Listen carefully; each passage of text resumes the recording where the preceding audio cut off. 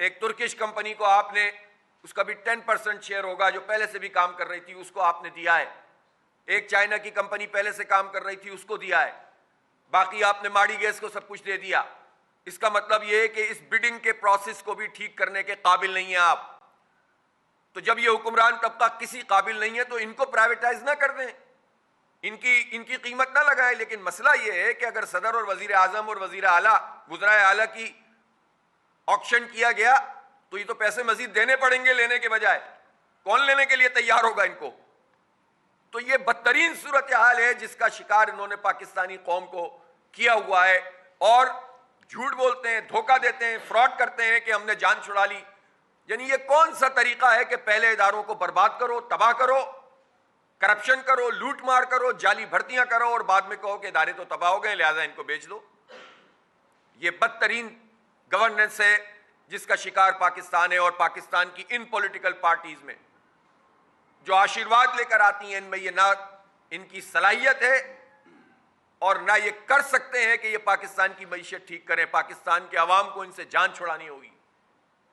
اور مسئلہ یہ ہے کہ پاکستان کے عوام جب جان چھڑانے لگتے ہیں تو فارم 47 کے ذریعے سے ان کو دوبارہ مسلط کر دیا جاتا ہے. جمہوریت میں سے جب لوگوں کا، عوام کا، نوجوانوں کا اعتماد اٹھ جائے گا تو پھر اس انارکی کو کون روکے گا؟ کب تک آپ کنٹرول کریں گے؟ کوئی بندوق جو ہے وہ کنٹرول نہیں کر سکتی کروڑوں لوگوں کو. یہ بفر گئے اور بغیر ڈائریکشن کے نکل گئے تو سب کچھ تلپٹ ہو جائے گا. اس لیے جیسا تیسا بھی یہ رہا سا نظام ہے، اس کا اعتماد قائم ہونا چاہیے.